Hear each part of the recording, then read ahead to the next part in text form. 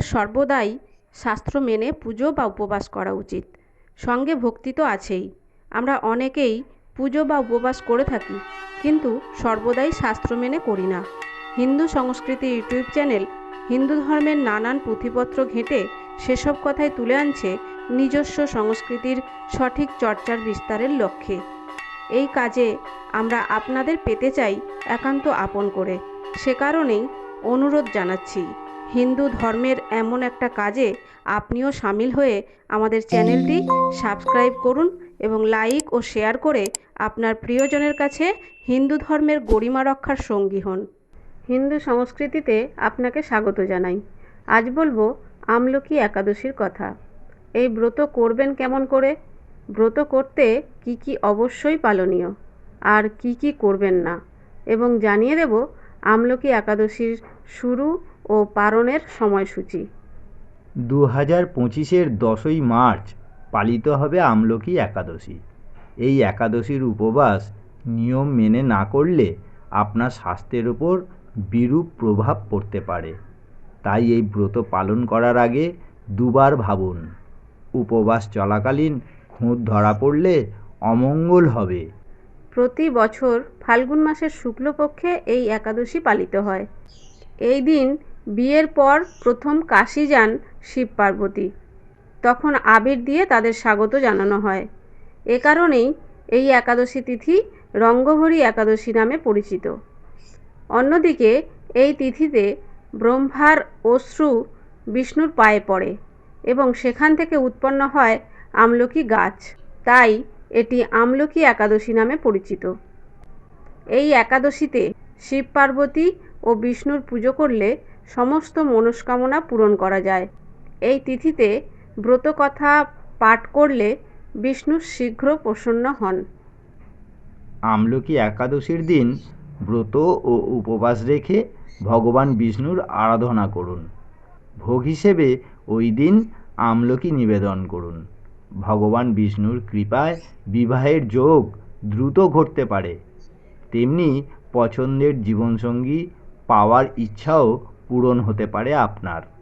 বিয়ের বহু বছর পরেও যদি সন্তান সুখ না পেয়ে থাকেন, তাহলে আমলকি একাদশীর দিন ব্রত ও উপবাস রাখা জরুরি। আমলকি একাদশীর দিন ভগবান বিষ্ণু ও আমলা গাছের পুজো করা হয়। এই দিন বাড়িতে একটি ছোট আমলা গাছ লাগানো খুব শুভ বলে মনে করা হয়। এদিন ভক্তি ভরে আমলা গাছ লাগালে আপনার ভাগ্য বদলে যাবে। সংসারে অর্থপ্রাপ্তি এতটাই ঘটবে যে নিজেই অবাক হয়ে যাবেন। এই দিন ভগবান বিষ্ণুকে আমলকি নিবেদন করতে হবে। এতে ভগবান বিষ্ণু প্রসন্ন হন এবং সমস্ত ইচ্ছা পূরণ করেন।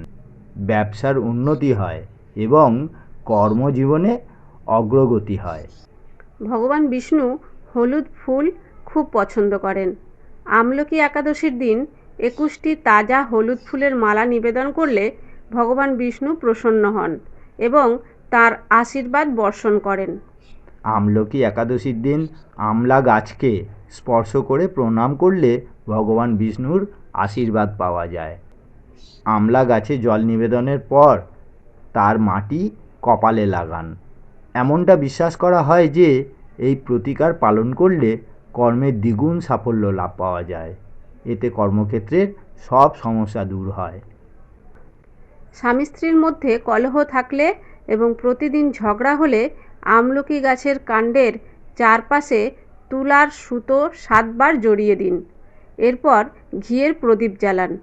বিশ্বাস করা হয় যে এটি স্বামী স্ত্রীর মধ্যে সম্পর্কের উন্নতি করে।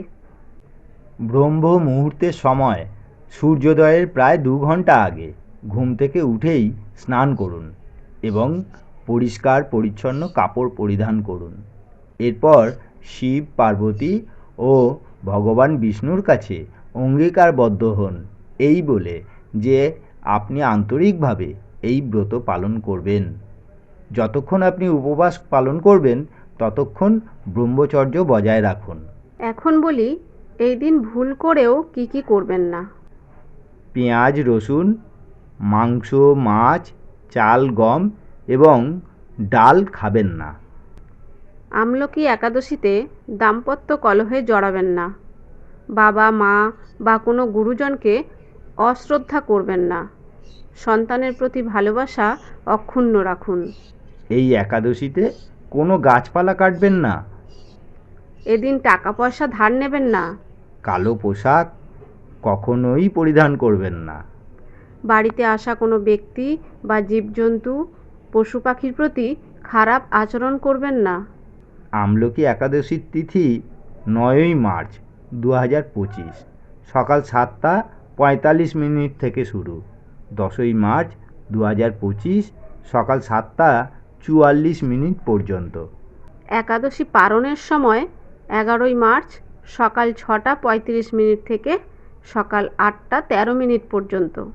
শিব, পার্বতী ও ভগবান বিষ্ণু আপনার প্রতি সদয় হন, এই প্রার্থনাই রইল। আজ তবে এই পর্যন্ত। আমাদের অনুরোধ, ভিডিও ভালো লাগলে চ্যানেলটিকে সাবস্ক্রাইব করে অল নোটিফিকেশন অপশানে ক্লিক করে রাখুন। সকলে ভালো থাকুন। ঈশ্বর আপনার মঙ্গল করুন।